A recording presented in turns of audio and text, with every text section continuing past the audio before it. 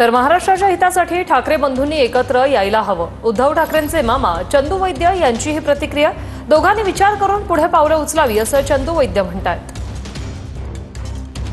निवडणुका नाहीयेत, कुठल्या निवडणुकीला लगेचच सामोरं जायचं नाहीये. स्थानिक स्वराज्य संस्था किंवा महानगरपालिकांच्या निवडणुका जरी तोंडावरती असल्या तरी मात्र मोठ्या निवडणुका संपलेल्या आहेत आणि या घडीला या दोघांचं बोलणं कितपत महत्वाचं वाटतंय? महत्व तर आहे ना. या घडीला दोघांनीही सामंजस्यपणे बसून किंवा विचार करून कुठे आपलं एकत्र येऊ शकतो आणि कुठे आपल्यामध्ये मतभेद आहे याचा विचार करून पुढे पावलं उचलावीत ना, आणि ते उचलतीलच ना.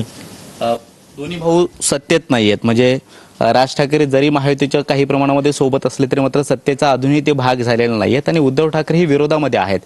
मराठीचा एक मुद्दा मनसेकडून सातत्यानं लावून धरला जातो आणि उद्धव ठाकरे महाराष्ट्र धर्माची जी काही गोष्ट आहे ती प्रत्येकदा वेगवेगळ्या माध्यमातून मांडत असतात. कोणते कोणते महत्त्वाचे मुद्दे आहेत ज्या मुद्द्यांसाठी हे दोन्ही भाऊ एकत्र येणं गरजेचं वाटतंय? नाही, मुद्दा सगळे वेगवेगळे असले तरी मराठी माणसाचं हित आणि महाराष्ट्राचं हित हा एक कॉमन मुद्दा आहे. त्याच्यावर एकत्र यावं असं माझी इच्छा आहे ना.